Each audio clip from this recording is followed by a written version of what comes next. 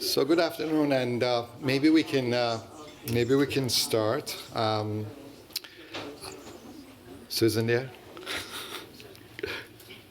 welcome. We're very happy that Susan Solomon is with us today. I've been, like many of you, I've been an admirer of Susan's work for a long, long time, and I brought some of the books here by way of reminding us of some of her wonderful contribution.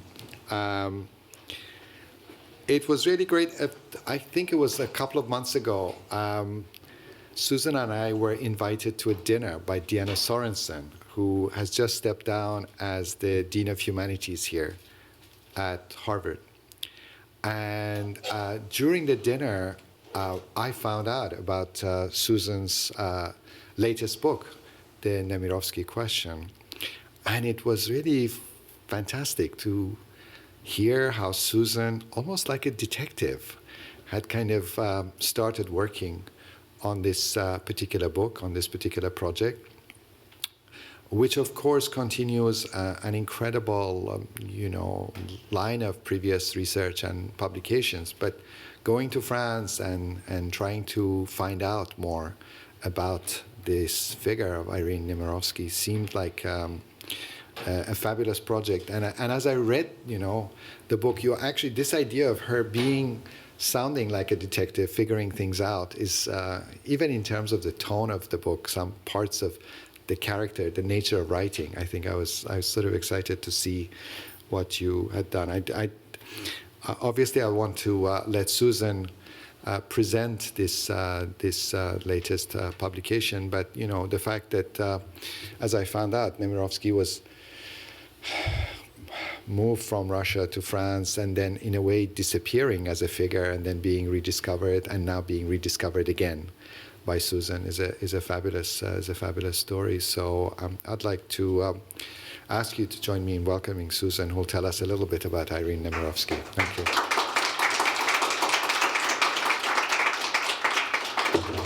Thank you very much, Rose, and I really am thrilled by this very interesting invitation, because it's not obvious of what interest this is to architects or students of design and architecture, but maybe it'll turn out that it is of interest. Certainly, there are lots of places involved here in the story of Nemirovsky.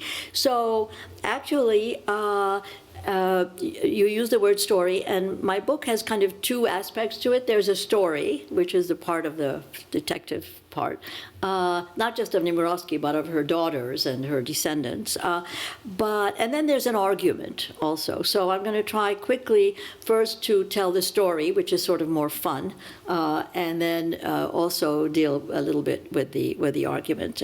Nemirovsky was a Russian Jewish emigre to France. She was born in Kiev in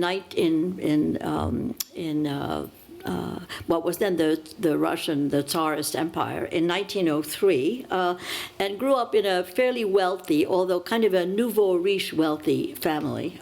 Here's a picture of her at about age 6, dressed in a sailor suit, looking quite posh.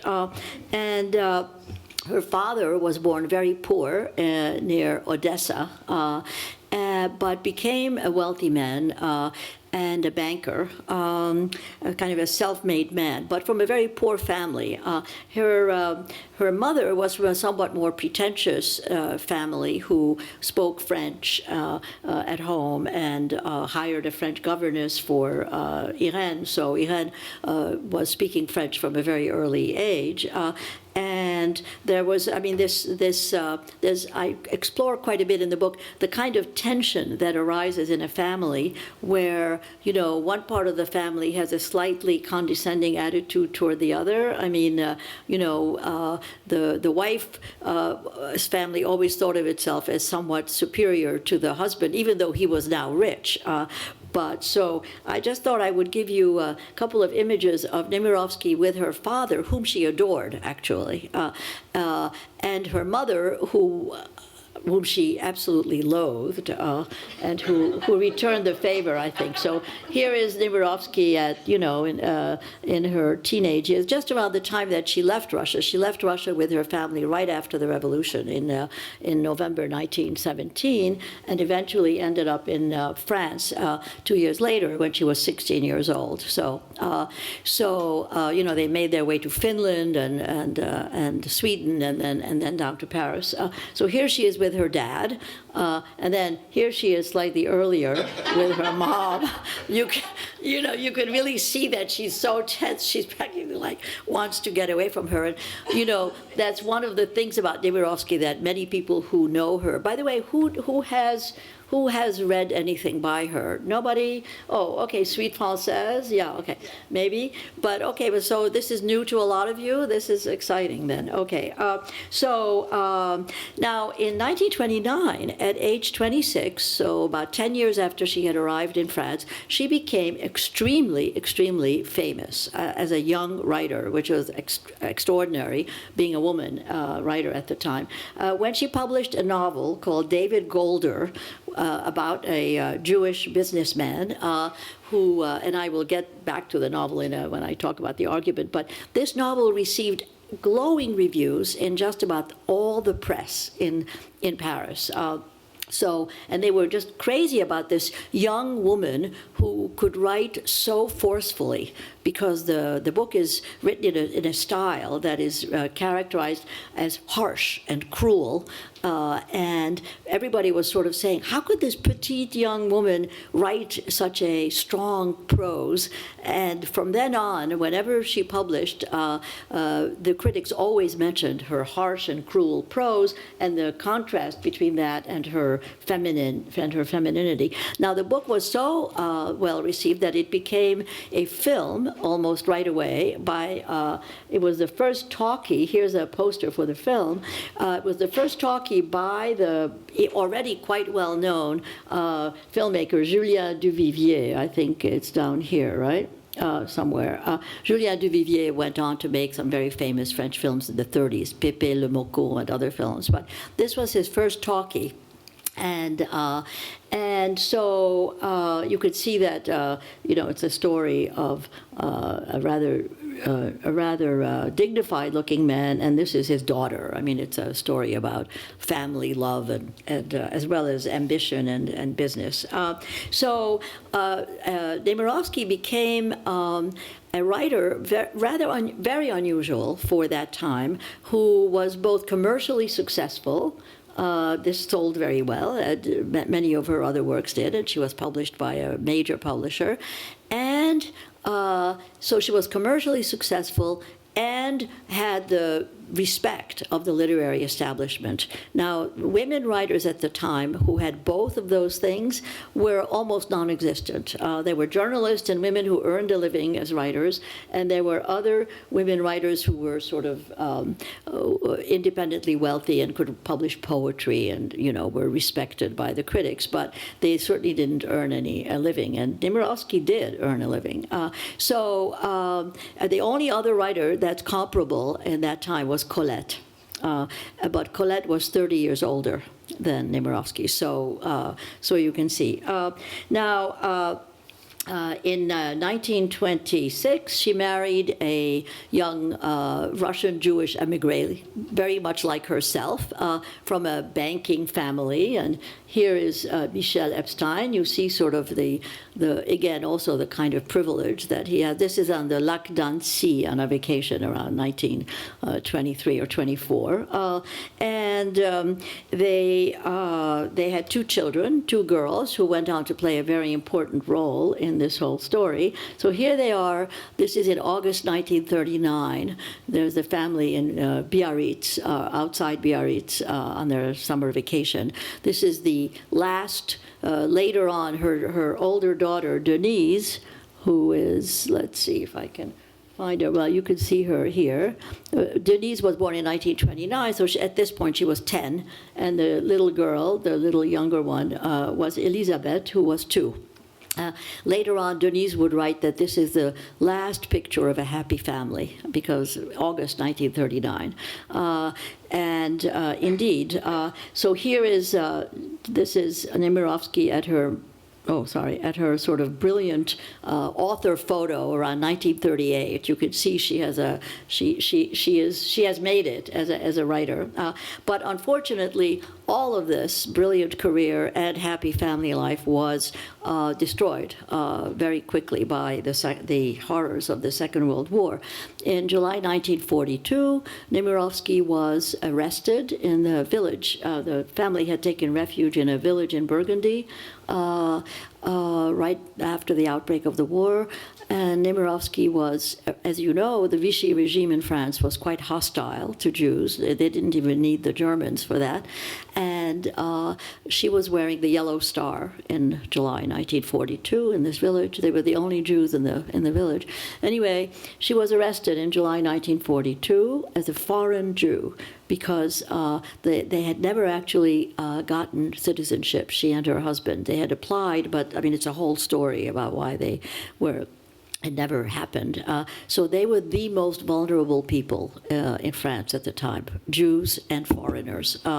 And she was arrested, taken to a camp not about 150 miles north of there, and 2 days later shipped out to Auschwitz, where she died a month later at the age of 39. And I just wanted to give you this is one of the documents that I found extremely terrible and stunning when I was working on this. This was her registration card at the camp in Pithiviers, from where she was deported on let's see, July 17th. And you can see many things on this card. I'm going to unfortunately have to walk around in order to show you, because it's so, I have to leave the, they told me to speak into the mic, but okay, so first of all, Epstein, that was her married name. We have here Epstein Nemirovsky, totally massacred her, the spelling of, thank you. They totally massacred the spelling of her name. Here's her birth date, where she was born, and this also gives you what barracks she was in. And then this is the part that always, just drives me nuts, is her profession, femme de lettres, woman of letters. So they massacre her name. They put her on a transport, but they give her the noble title of woman of letters, which is, of course, what she was. There's this horrible irony. And this is the village where she was arrested, in Issy-l'Évêque. And this little notation is really kind of chilling, which says, remis et au le, etc., which means handed over to the authorities of occupation on the 16th of July, 1942, because the trains, of course, were under the control of the Germans. But I should point out that this card is a French bureaucratic document, and all the arrests and the running of the camp and everything was under the authority of the Vichy police. So this card, and I've looked at many other cards because the whole family was eventually deported. That is to say, by family I mean her husband and her husband's brothers and sister, and they all perished in Auschwitz. But the two girls survived, and that's the beautiful part of this story. They were hidden. They were taken to Bordeaux and hidden by a woman who worked for the family. So I thought I would show you. There are two images of these girls. One is, when they were still. This is in 1938. You can see Denise, beautifully combed, wearing a gorgeous dress, and little Elisabeth, 1 year old. This was a family photo from when they were still in Paris. This is the two girls in 1943 when they were sort of being trundled around and kept out of the reach of the police. Denise is here now. 43, she would be 13 and a half or almost 14. She was born in November of 29. And little Elisabeth is about 6 years old here.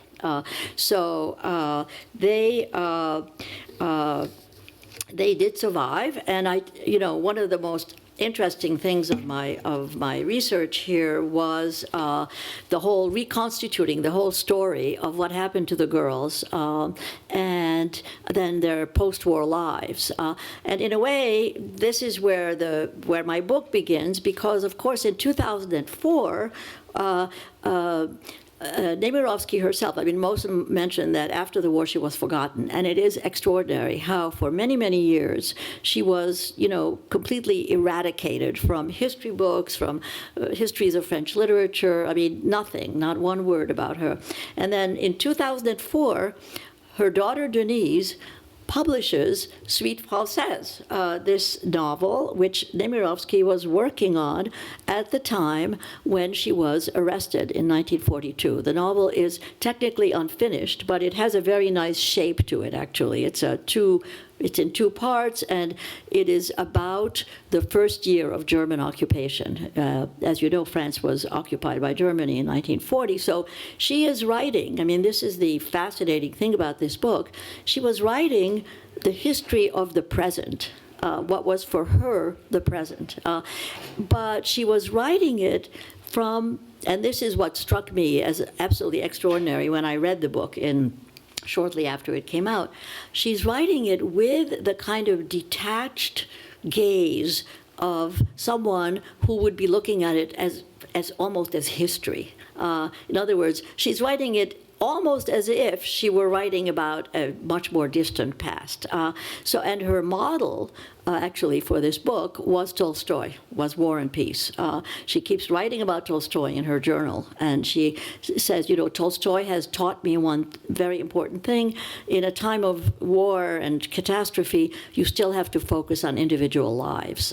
So the catastrophe has to be there, but you don't tell the story of the war. What you tell is the story of people. And in fact, Suite Française is an absolutely marvelous book in that regard, in that it does deal with individuals it caught in this catastrophe, and whose lives are reported with a kind of detached, sometimes ironic gaze. She's not kind to a lot of the way the French people responded to the German occupation. And I have a whole theory about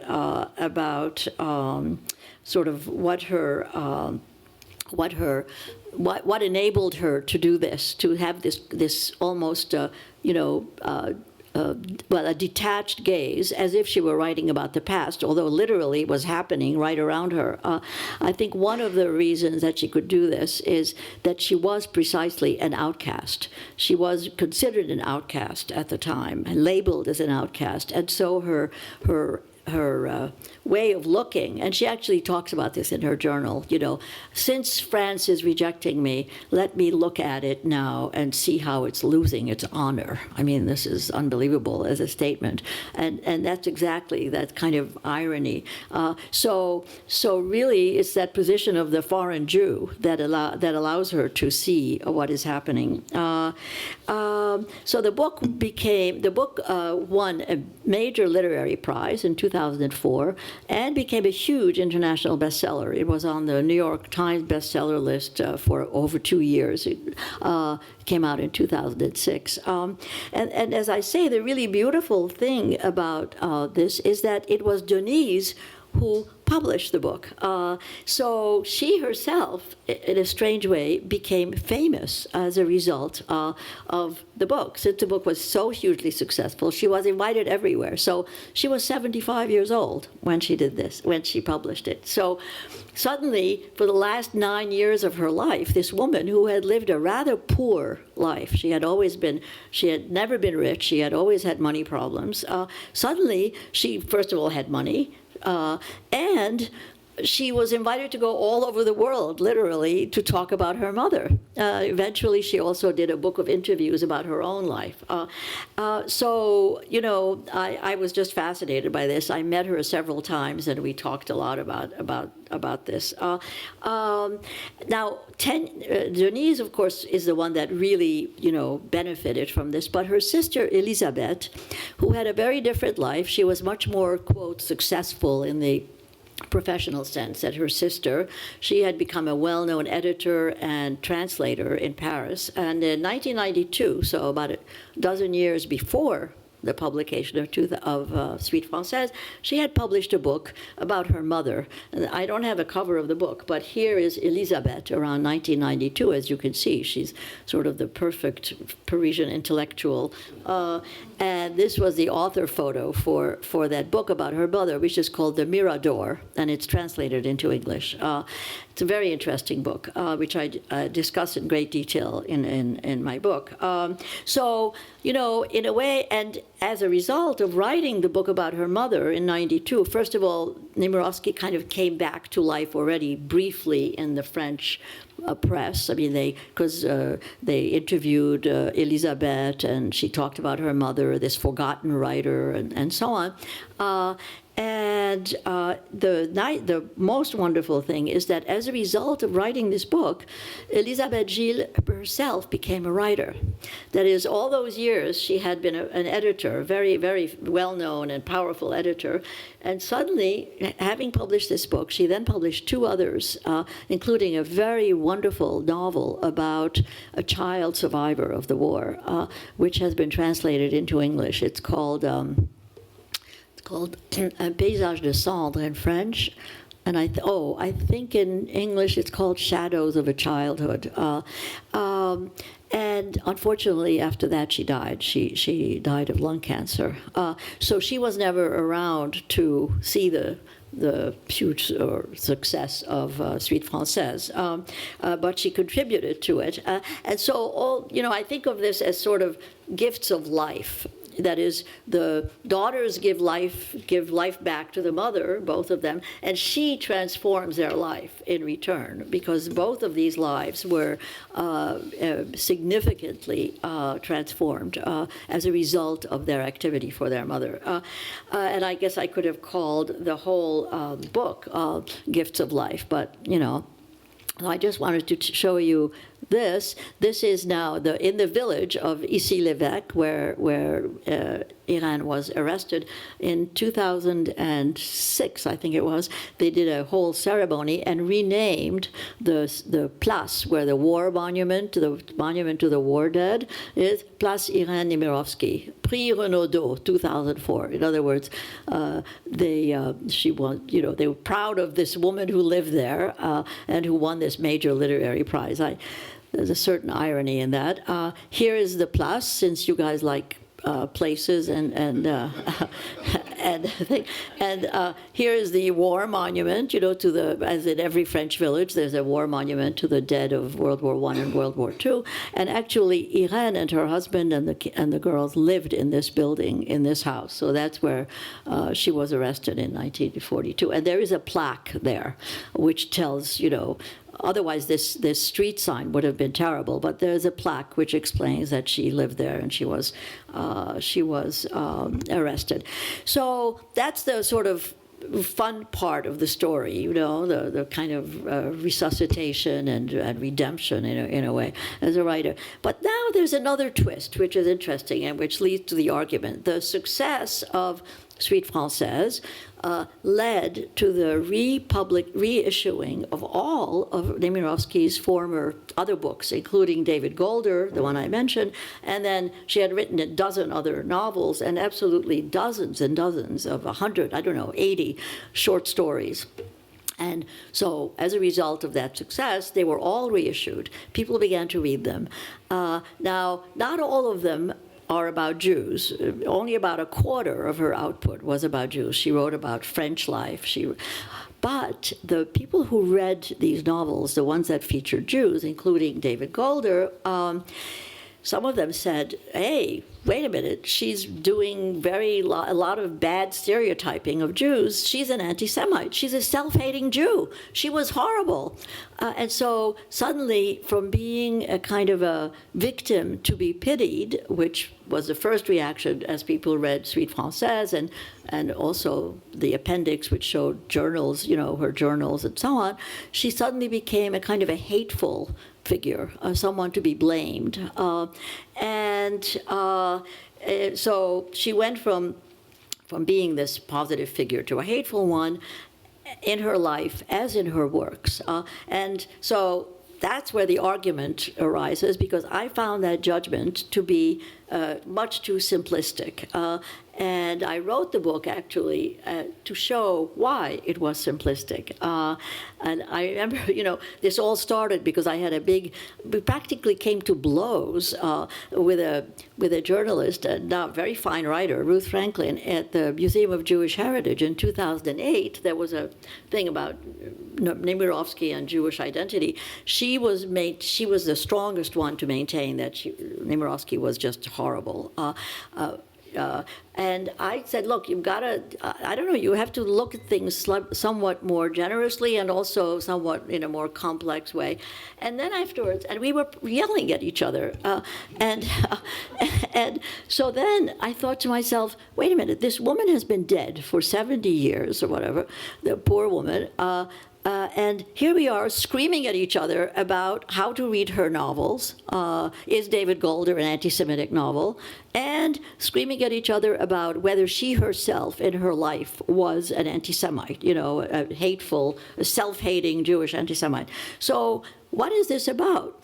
And so I realized in a way that that's exactly what it was about, that these issues about Jewish identity, about the way to look at Jewish characters, about the way to portray Jewish existence, which is what her novels are, those about Jews are about, that these issues are still with us. In other words, the question of what is the relation of Jews to the mainstream, which is the big question for Nemirovsky. In other words, will Jews who want to assimilate into non-Jewish national culture, will they ever really succeed in assimilating? Now, you can imagine in 1930s, this was a question that became extremely fraught and tragic. I mean, think of, we can't go into all this exactly, but think of Germany, when Hitler came to power. I mean, there was a Jewish population in Germany which had, for a century or more, considered itself good Germans. They were Germans first and Jews second. And the same was true in France, actually. There was a very settled Jewish population which thought of itself as patriotic French people, and also of the Israelite persuasion.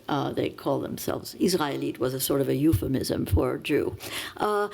And then suddenly, what happens? Hitler comes in and declares that the Jews are a pariah race, and that they are a race, first of all, and that they are pariahs. And the same thing happened in Vichy, France. But already in the 30s in France, there was a terribly powerful and growing discourse about the nefarious influence of foreigners in France who were harmful to French identity.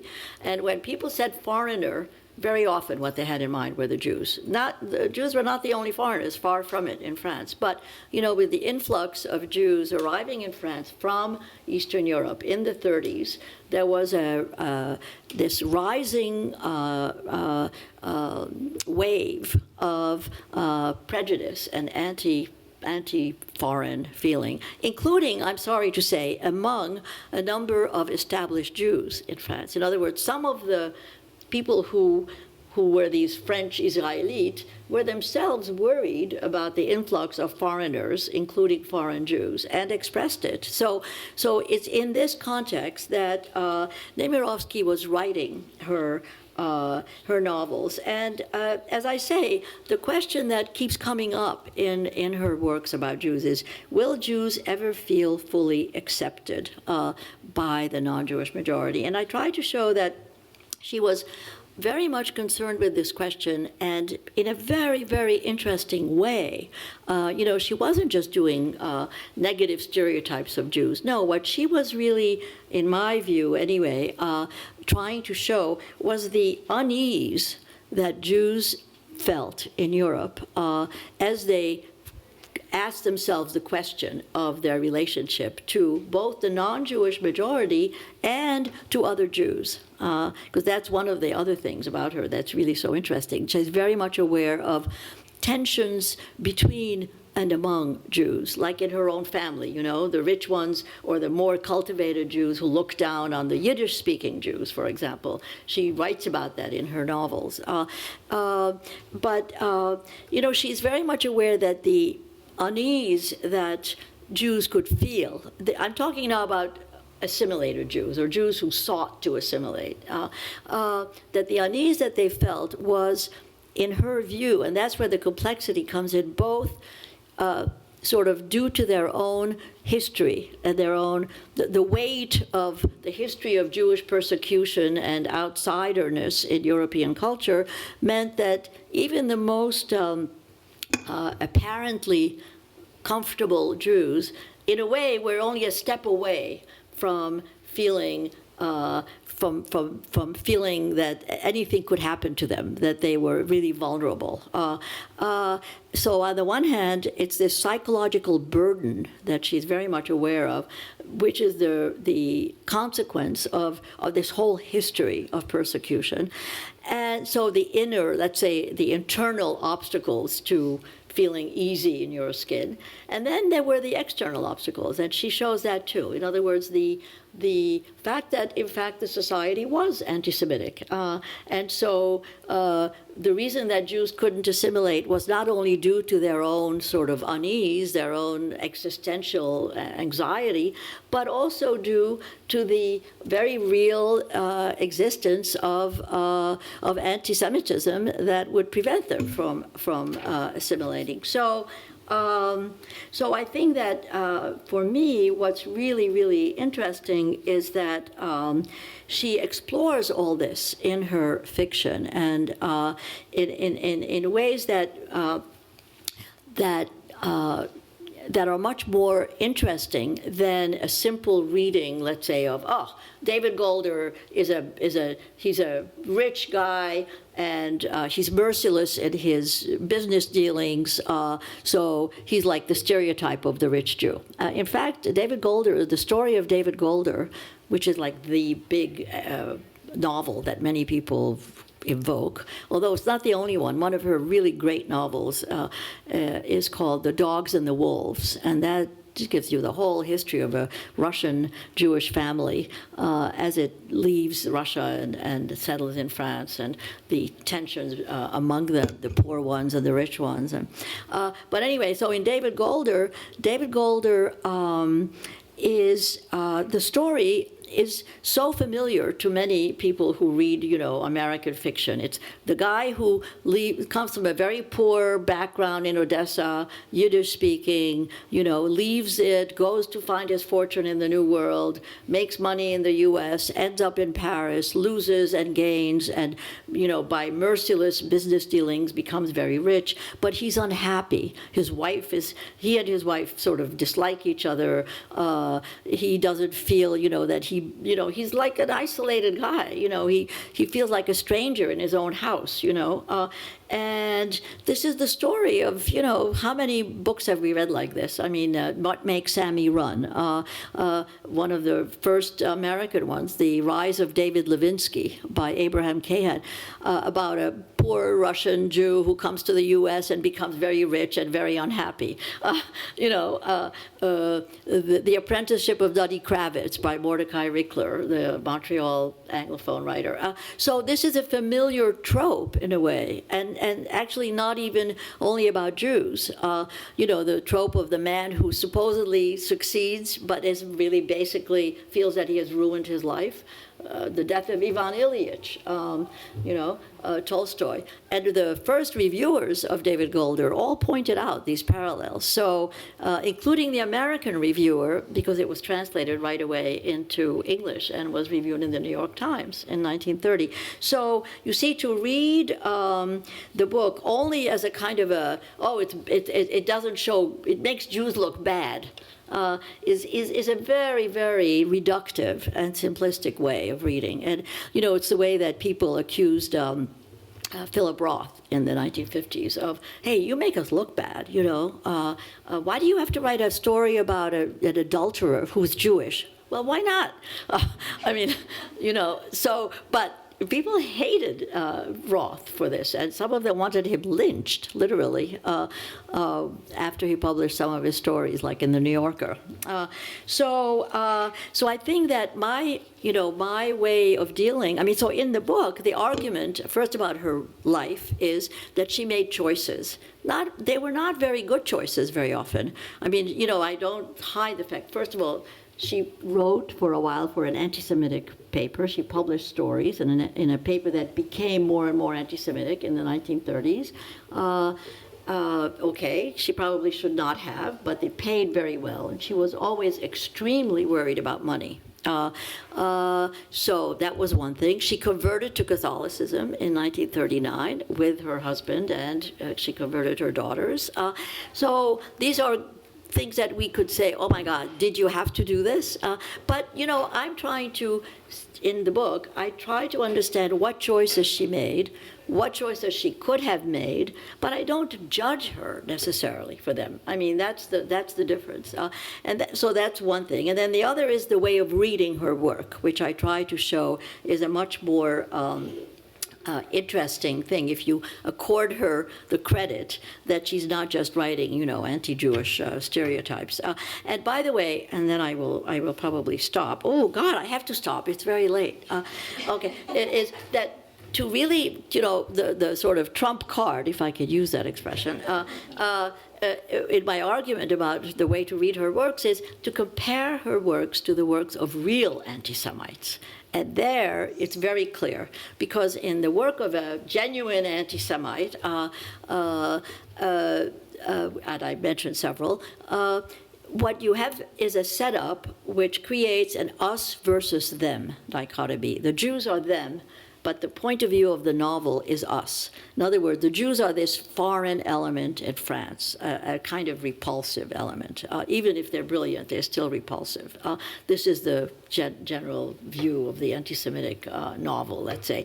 Whereas in Nemirovsky, there's never us versus them, or it's always us versus us.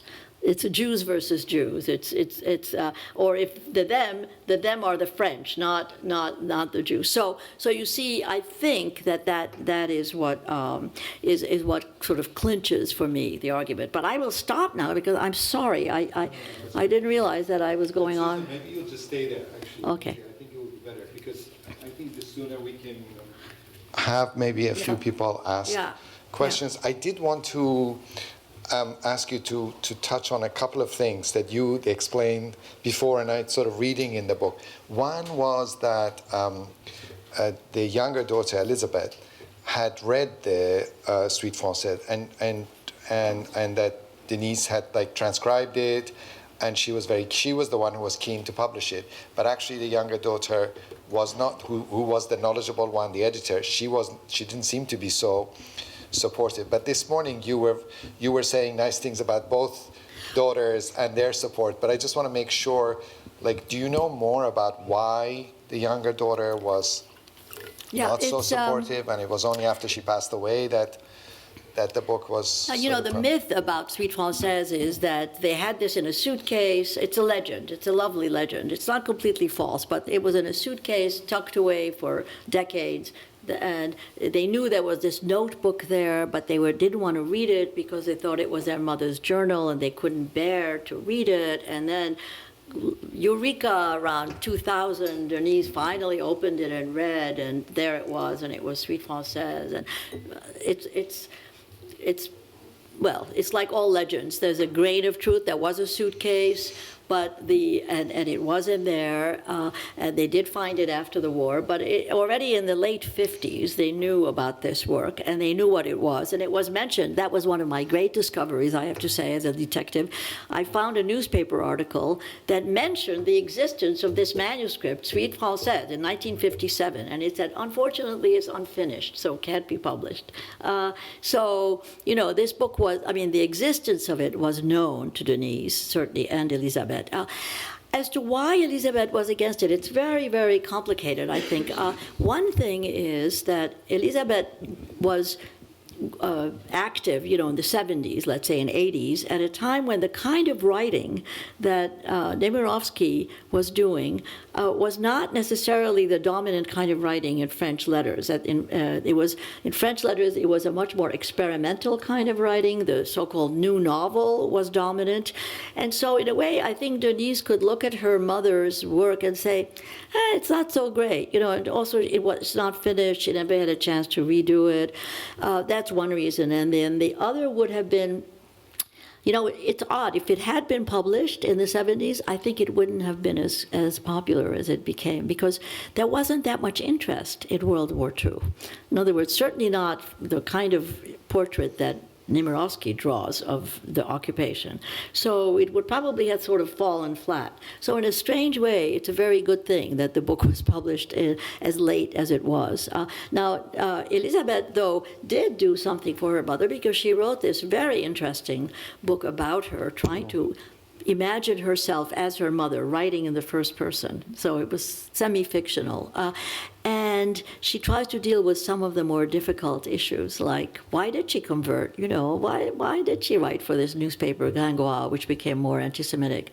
I mean, she wrote stories for them. She didn't write politics. But and she really struggles with this in the book, and she solves it, I think, in an interesting way. So she did want to bring her mother back, but she was an intellectual, and she wanted to, she had to struggle with the issues that Nemirovsky's life posed for her.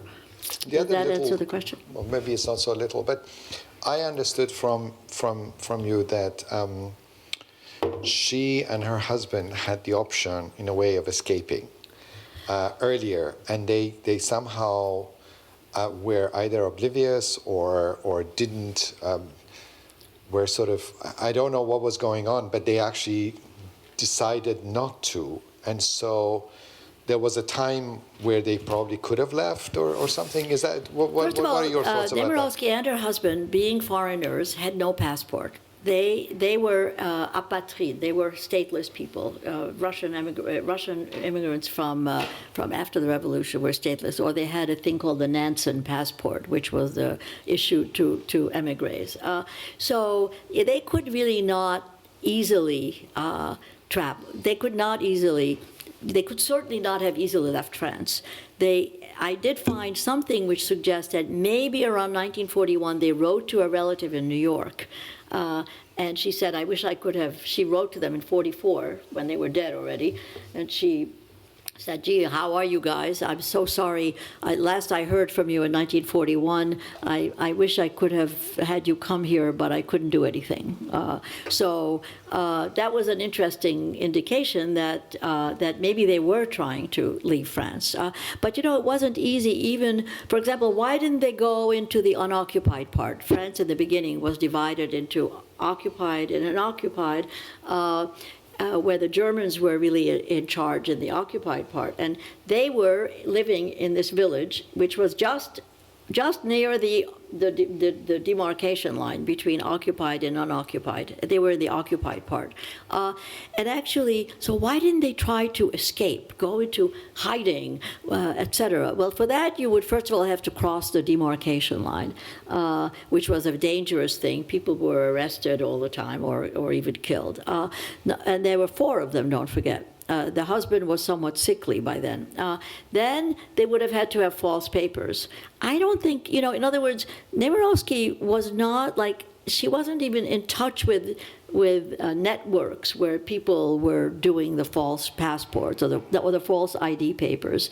And oddly enough, in the beginning of the occupation, when this unoccupied was first set up, she actually was worried that she would be in the unoccupied zone. Why? It's better to be in the unoccupied zone. Well, because her publisher was in Paris, and she relied on him to send monthly checks. I mean, I told you, she was extremely anxious about money. And in the beginning, she was worried. Why? Because mail between the occupied and the unoccupied zone was almost impossible. You couldn't send mail except little pre-printed postcards which said things like, I am fine. fine, I am sick, I am dead, you know, that you could send. So she was really concerned about, she wanted to be in touch with the publisher. And so, you know, it's very difficult to look back now and say, oh, you know, you really should have known that you should have gone down to, it didn't matter, money, no money, just get out of there as soon as you could, cross the demarcation line, get into into some village, pretend to be somebody else. You know, you had to have like a ration card to get food. I mean, you know, it wasn't so easy. Mm-hmm. And I think also she kept writing. And she needed that stability to be able to keep writing. She wrote more in those 2 years of 2.5 years between the outbreak of war and the time she was deported in July 1942. She wrote 3 novels, plus Suite Française, plus a biography of Chekhov, and about a dozen short stories. So you can imagine this woman was like this little machine. Why? Because she knew, or she felt, that this was the only way that she could actually get some money. You know, she was desperate to be published. And she had to go to all kinds of measures. She used pseudonyms because Jews couldn't publish after 1940, after October 1940. So, you know, it's very difficult to put yourself into somebody else's shoes. Great.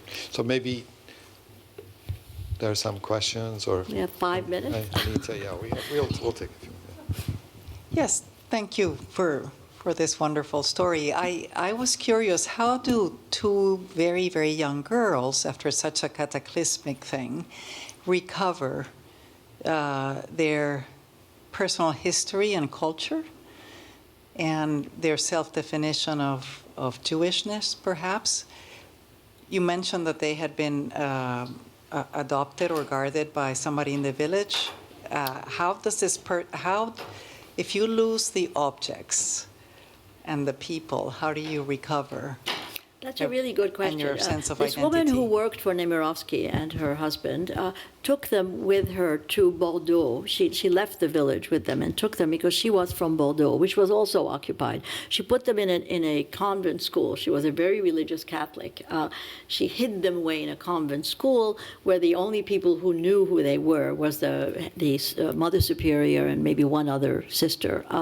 And they were there for about a year and then had to be taken out because there was word that there was going to be an arrest. So then for about 8 months, she was hiding with them, literally going from place to place, going down to the basement, whatever. And so these girls learned about, first of all, that they couldn't ever say who they were. You know, which is what all children who were hidden at the time had to learn, that there were many, many hidden children in France during the war who survived that way. And the one thing they all knew was that they couldn't give you their name. They had to give their false name. They had false names too. Obviously, I mean, I try in the book, I've done quite a lot of work on child survivors independently of this. And, you know, the psychological effects of this kind of trauma, really, separation from parents, the loss of parents from one minute to the next, then having to pretend that you're somebody else. The psychological consequences are multiple, but there are some things that psychologists have found among all children like this. For example, difficulty in affiliation with family and with groups. But some of them are extremely resilient. I mean, that's one of the things that has fascinated me, is that some hidden children in France and elsewhere have gone on to produce extraordinary work, whether in the field of psychology, actually. The theorist of resilience in France, the most well-known theorist of resilience, is a man named Boris Cyrulnik, whose family was deported when he was 5 years old, and he was left entirely on his own and kind of managed by his wits and by luck and by being helped to survive, and has now gone on to be the foremost, theorist of resilience in children. And we also have some very, very well-known writers. And Gilles, in a way, fits that pattern. I can't go, unfortunately, into all the details, but I can just tell you that both Gilles, both Elisabeth, the younger one, whose life in a way interests me more because she was a writer and so on, and her sister Denise went from non-identification with Jewishness, not Jewish, don't want to be Jewish, had nothing to do with Jewish, to a gradual identification, which paralleled what happened to the Jewish community in France, because Jews in France didn't talk much about being Jewish in the first 20 years or so after the war. And then in the 70s, you began to have all these witness accounts and memoirs, and it's been going on ever since. But so in a way, parallel to what was happening in the larger society, both of these women, in their own ways, became much more aware of themselves and self-identified as Jews. And I don't have that, but I could have shown it. It's very touching. They're both buried in a cemetery in Paris, where their grandparents are also buried. And in their tombstone, it says Irene Nemirovsky and Michel Epstein murdered in Auschwitz, but the grandparents' names are there, and the two women's names are there. Elisabeth died much earlier, but Denise was buried there 4 years ago. And then there are all these stones, that people have left. So this is sort of the Jewish section of that, little Jewish section of that cemetery. So they both decided, although they knew nothing about Jewish practice, I have to say. They don't have time. I was going to show you a picture of Denise. There she is in the middle. This is Denise in 2011 with her daughter Irene, who is named after Irene Nemirovsky, and her granddaughter Juliette. And they're in Toulouse in 2011, in June 2011. I took that photo. So you can see how, the mother and the daughter look very much alike. And, this is the happy people. But, the descendants that I've talked to, they have the only time they feel Jewish is when there's anti-Semitism. Then they say, oh, well, when I hear anti-Semites talk, I always speak up and say, hey, I'm Jewish, shut up, or whatever. But they don't, there's no, at the moment anyway, there's no real identification with Jewishness. They don't really know much about Jewish practice. Yes? Maisie, can you wait for the mic? Oh, thank you. Of course, this is fascinating, and I'm wondering about, obviously you've done so much, it sounds complicated, the research. Where are the papers and the archive? Nemirovsky's papers are in an archive in France, in Normandy, which is called IMEC, Institut Mémoire de l'Édition Contemporaine. It's where a lot of people who are writers and in the publishing world deposit papers. And so the few things that the girls had, they deposited there. And then luckily, some years later, a huge number of manuscripts were found in the office of her publisher, Albert Michel, tucked away. It was really extraordinary. And all the manuscripts for the books that she was writing in these sort of notebook journals were, except, as I say, Suite Française was in a suitcase. That's different. But the books that she had already published, she would write notes to herself in a notebook, or no, not even a notebook, but in loose leaf pages. And they were both a combination of a personal journal, like she would say, I'm feeling awful, I'm feeling so depressed, I have a black mood, I'm worried about money, whatever. And then she would go right into, I'm going to write a story about an assimilated Jew who meets a poor Jew on a train platform, okay? And it's one of her best stories, actually. And so she goes and writes about that. And then so it's both a personal journal and a writer's journal. And then actually manuscripts, where she writes out the whole thing. She starts writing this story. And all of that was found in the archives of the publisher, and she had given this to her editor in 1942. He went to visit her in the village, and so I've been able to sort of reconstitute that idea, that what happened. She had deposited it with the notary in the village, and then when her editor came to visit her, which was really a very complicated thing at the time. He had to take, I don't know how many trains or whatever. He visited her in April of 1942, and that's when she must have handed over all this stuff to him, which he tucked away, and then it was found around 2005, after the publication of Suite Française. So all of that material is now at IMEC, and there are many people working on, who are doing research on her manuscripts and so on. You could go to IMEC. It's just outside Caen in Normandy. I wanted to, first of all, thank you for your incredible talk, and also thank the Dean for hosting this. It was really terrific. Two quick comments. One is, I was very struck by your initial comments about just the internecine difficulty within the Jewish community, because for all that the problem of Nurowski is self-hatred, I think when you mentioned Philip Roth, it was perfect for me, because I think when I first encountered Goodbye Columbus and figured out, these people have problems with each other, and it That's runs right. very deep, and it's a very complicated issue, and it's not simply the Yud Sus figure looming in the background here. The other comment I found so compelling about your introduction is, prior to your talk, I was running through my mind Sarah Kaufman's, and the whole issue of the legal question of her kind of parentage after the war.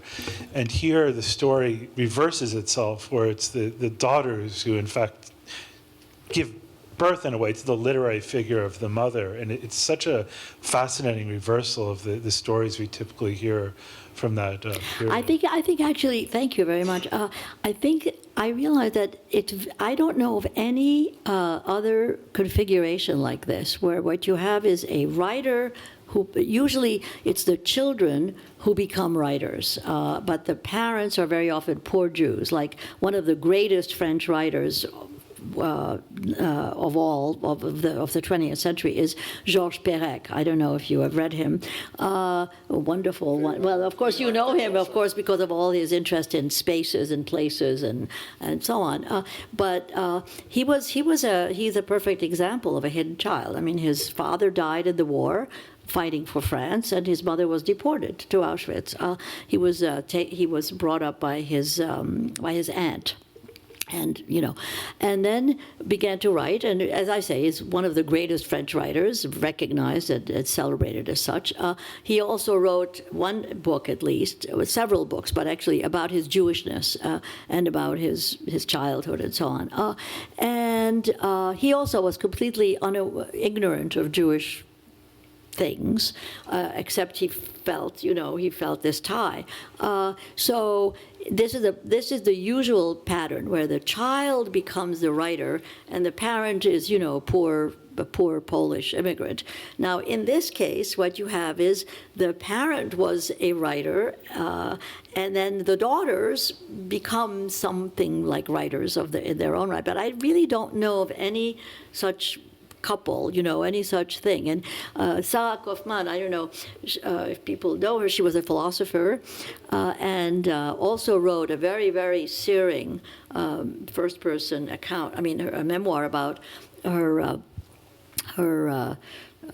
wartime years. She was saved in Paris by a woman who was not Jewish, French woman, and then the kind of incredible conflict in this little girl's life between her Jewish mother, who was also actually helped by this other woman, and her non-Jewish mother, and the two women were battling literally over the soul of this little girl.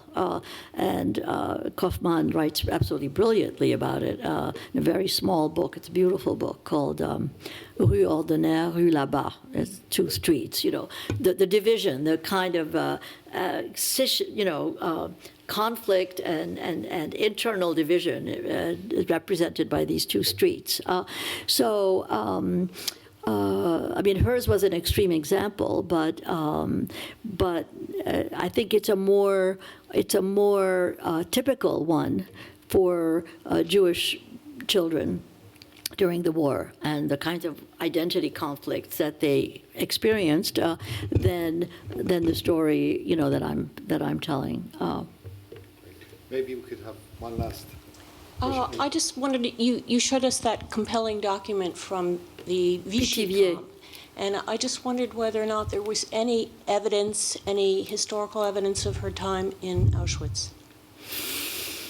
Nothing. All we know is that she wasn't, unlike her husband, who appears to have been immediately gassed. So there's no trace of him in Auschwitz. I mean, he was taken off the train and sent off. She was actually registered in the camp, and the report of the Red Cross, I mean, there is the International Tracing Service, and the report of the Red Cross is that she died of typhus in August of 1942, so a month after she got there. Her daughter was somewhat skeptical. She said, everybody always dies of typhus, in Auschwitz. What's this going on here? So we don't know exactly the exact date or exactly what she died of, but she appears to have died. She was registered in the camp, and her death has been reported, documented sort of by these Red Cross documents. But that's all we know. Yeah. She was on a transport, however, which is very interesting. She was on a transport from Pithiviers, transport number 6, one of the early transports out of France to Auschwitz, which has had 2 books about it. Very interesting. That particular transport has been sort of focused on. So you have, the list of the people. But it was a terrible thing. Something like roughly 1,000 people on the transport, and only maybe 50 came back. I mean, it was pretty much no women on the transport survived. And there are some testimonies by people who were on the transport in the Shoah Foundation. The Shoah Foundation has collected all these testimonies, and I listened to 1 or 2 by people, who had been tailors or workers or whatever, who talked about it. But of course, nobody would at this point say, oh yes, there was also a woman there who was a writer or whatever. I mean, this was. So yes, her trace gets lost once she is in Auschwitz. So Susan, I just realized that we should have had a lot more time, because there are so many things that would be wonderful to ask you. And I'd also, when Susan and I talked about today, I said it would be great to ask you about some of your other writing, and especially because Susan has done a lot of work on art and contemporary artists, but also about places that she says we like places. Yeah, we do like places. But I think there are two sort of lines of inquiry that would be great to be able to follow up with you at some point, hopefully soon, maybe, or we can do this. One is really the connection, or any kind of connection, to one's own sort of recollections, one's own memories, because you write this, but I know that you've also written about your own, in a way, your own kind of history.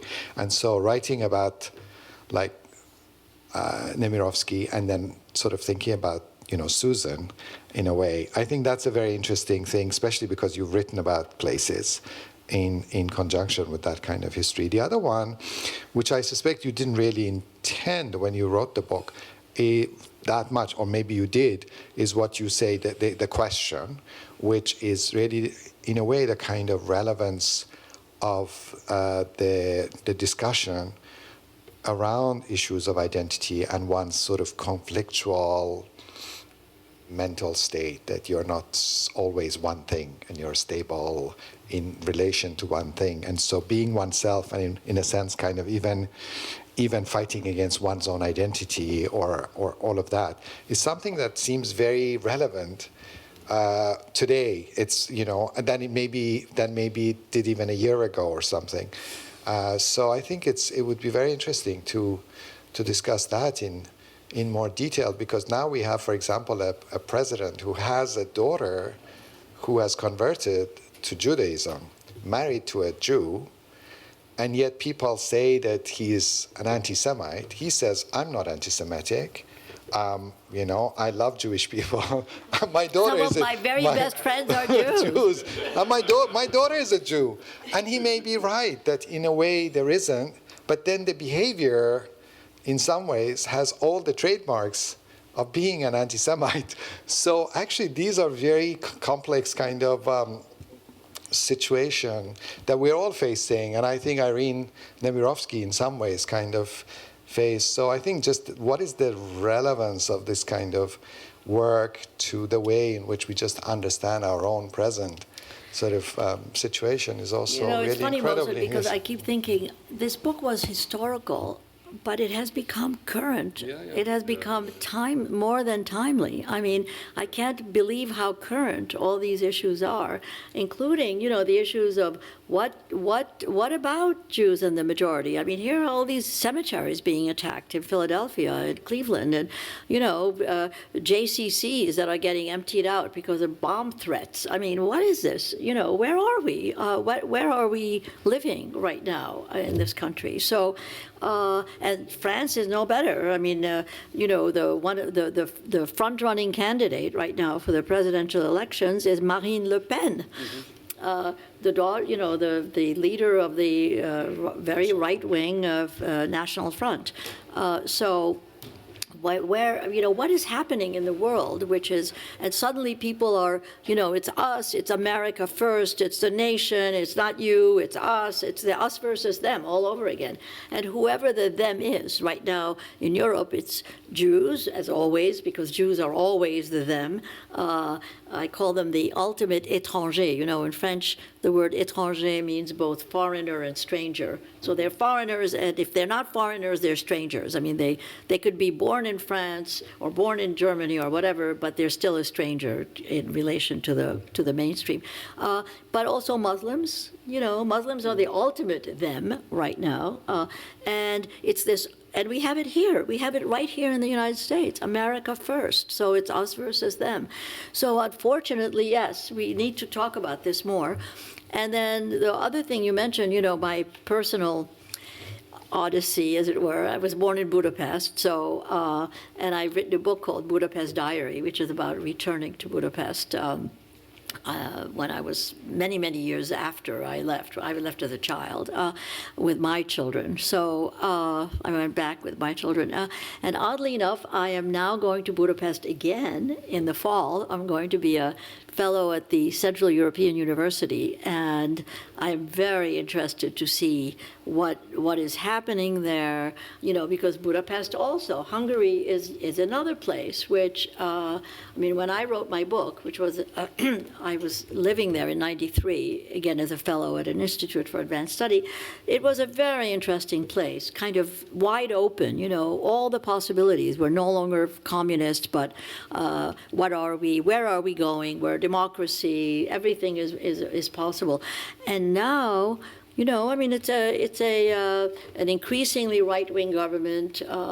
There's even a more right-wing movement there. Again, it's we, the Hungarians, the Magyars, you know, us versus them, those Jews, they don't belong. They're quite openly anti-Semitic. And, of course, openly and totally against the Muslims, you know, keep the Syrian refugees out with barbed wire, if you know. So I'm just, and I think whenever I'm in Budapest, I end up thinking about my own history. So hopefully, I didn't talk about my own relation to Nemirovsky, but, you know, I could have been her daughter. I mean, so I'm putting myself to some degree in the position of Elisabeth Gilles, who was the daughter that wrote the book about her mother and was struggling with some of these issues. And yeah, in my chapter on her book, I discuss what it means in a way to be the daughter of a mother who is who is so complex and who was so conflicted and so ambivalent about many things. So in a way, I'm in the position of the daughter to some degree. Thank you, Susan. Oh, well. Thank you.